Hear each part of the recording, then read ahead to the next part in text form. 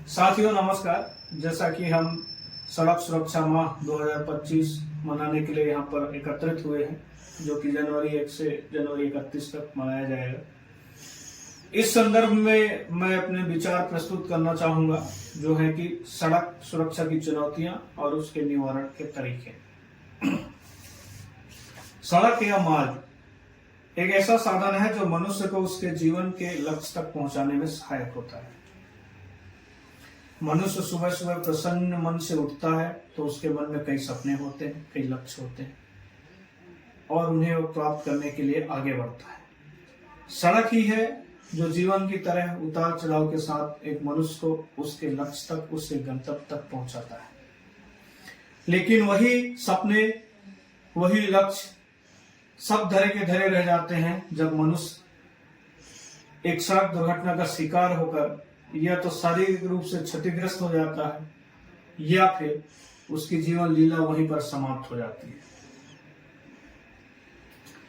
साथियों, मैं एक बेहद ही संवेदनशील बात यहाँ पर छेड़ रहा हूँ, इस पर विचार की आवश्यकता है। मेरा मानना है, ये मेरा मानना ही नहीं, एक अंतर्राष्ट्रीय शोध का मानना है कि जब सड़क दुर्घटना होती है तो उस दुर्घटना में परिवार का सबसे प्रोडक्टिव बंदा ही शिकार होता है। और इससे क्या होता है कि वह परिवार एक जनरेशन पीछे चली जाती है। अब इसको समझते हैं कि जो मैं बात कर रहा हूं, एक जनरेशन पीछे चली जाती है, वो होता कैसे है। अगर हम ग्रामीण क्षेत्र की बात करें, जैसा कि हमारे यहाँ पर बहुत सारे मित्र ग्रामीण क्षेत्र से आए हुए हैं या छोटी कस्बा से आए हुए हैं, तो वहां पर एक परिवार में एक ऐसा बंदा को तैयार किया जाता है, पढ़ाया जाता है, उसके पीछे पैसे, रुपए, समय, दौलत सब लगाया जाता है ताकि वो शहर जाए और शहर जाकर रोजगार प्राप्त करे और उस परिवार के जीवन यापन के साधन को जुटा सके। उस परिवार ने अपनी पूरी जिंदगी उस पर खर्च की है। वही बंदा जब शहर आता है और दुर्घटना का शिकार होता है, वह एक पुत्र भी हो सकता है, एक पिता भी हो सकता है, या हमारे परिवार का कोई और सदस्य होता है। तो दुर्घटना का शिकार हो जाने से उस परिवार का जो रोजगार था या जीवन यापन का साधन था, वो वहीं पे समाप्त हो जाता है, वहीं पे खत्म हो जाती है। तो परिवार को एक रोजगार का साधन या जीवन यापन के साधन तैयार करने में एक पीढ़ी और लगता है। तो यहाँ पर वही बात है, जैसा मैंने कहा कि एक दुर्घटना एक परिवार को, एक सड़क दुर्घटना एक परिवार को एक जनरेशन पीछे ले जाती है। इस बात को खुद सोचिएगा, थोड़ा इस पर विचार कीजिएगा, विमर्श कीजिएगा और एक निष्कर्ष पर पहुंचने का प्रयास कीजिएगा कि मैं जो संवेदनशील मुद्दा या बात रखा वह सत्य है या नहीं है। ये मैं आप पर छोड़ता हूं। दूसरा, अब हम बात करेंगे सड़क में होने वाली दुर्घटनाओं के कारण के बारे में। तो आप लोग सभी कहेंगे कि सड़क दुर्घटनाओं के बहुत सारे कारण हैं, जैसे कि सीट बेल्ट न पहनना, ओवर स्पीडिंग, शराब पीकर गाड़ी चलाना, यातायात नियमों का पालन न करना। मैं आपके बातों से सहमत हूं, लेकिन मेरे कुछ विचार हैं जो आपको सोचने में मजबूर करेंगी। मेरे जो विचार है, मेरा जो सोचने का तरीका है, थोड़ा अलग है। मेरा मानना है कि सड़क दुर्घटना के दो ही कारण हैं। पहला, खुद की लापरवाही और दूसरा जो है दूसरों की लापरवाही। जैसा कि हम देखते ही हैं, कई सारी दुर्घटनाओं के पीछे यही रीजन है कि या तो हम लापरवाही बरते इसलिए दुर्घटना हुई, या हमने सारे नियमों का पालन तो किया लेकिन दूसरे के लापरवाही के कारण सड़क दुर्घटना हुई। तो सड़क दुर्घटनाओं के दो ही कारण हैं। अभी हम समझेंगे कि सड़क दुर्घटनाओं के रोकथाम के विषय में अगर चर्चा करेंगे तो क्या क्या हो सकते हैं, जिन तरीके जिनसे हम सड़क दुर्घटनाओं को रोक सकते हैं या कम कर सकते हैं। तो जैसा कि मैं बताया कि एक तो हो गया खुद की लापरवाही, एक हो गया दूसरों की लापरवाही। तो उसी को अगर हम सीख लें और उसी को हम एक सड़क दुर्घटना से बचाव के तरीके के रूप में देखें तो सड़क दुर्घटनाओं को रोका जा सकता है। जैसे कि स्वयं का जागरूकता पहले, फिर दूसरों की जागरूकता।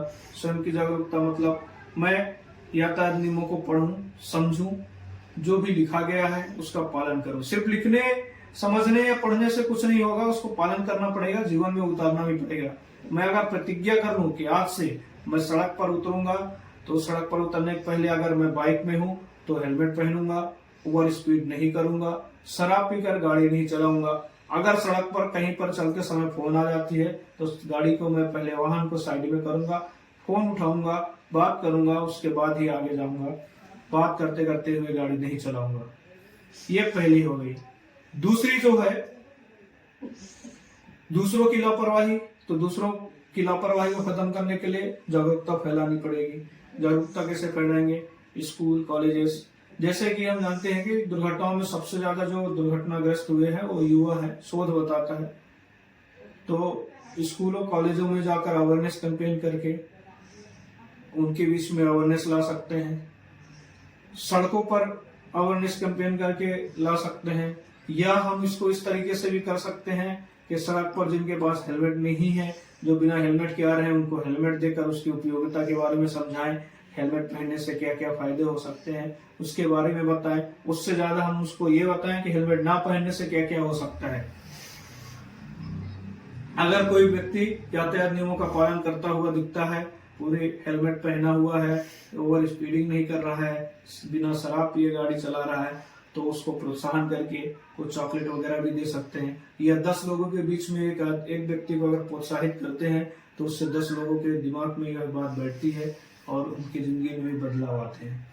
तो साथियों, मैं अपने बात को, अपने विचार को ज्यादा आगे नहीं बढ़ाते हुए कुछ पंक्तियों के साथ अपने विचार को समाप्त करने की प्रयास करूंगा, और इन पंक्तियों को मैं प्रस्तुत करता हूं। इन पंक्तियों से आप थोड़ा सोचिएगा, इन पंक्तियों में कितनी गहराई है, थोड़ा समझिएगा। कि चाहने वाले नहीं रहे तो किसकी चाह देखेंगे, चाहने वाले अगर नहीं रहे तो किसकी चाह देखेंगे, लापरवाह गैरों के कब परवाह देखेंगे। और रोड पे आगे निकलने में ही आपा खो के बैठे हो, रोड में आगे निकलने में ही आपा खो के बैठे हो, जरा सा भी चूके तो बच्चे किसकी राह देखेंगे। धन्यवाद साथियों।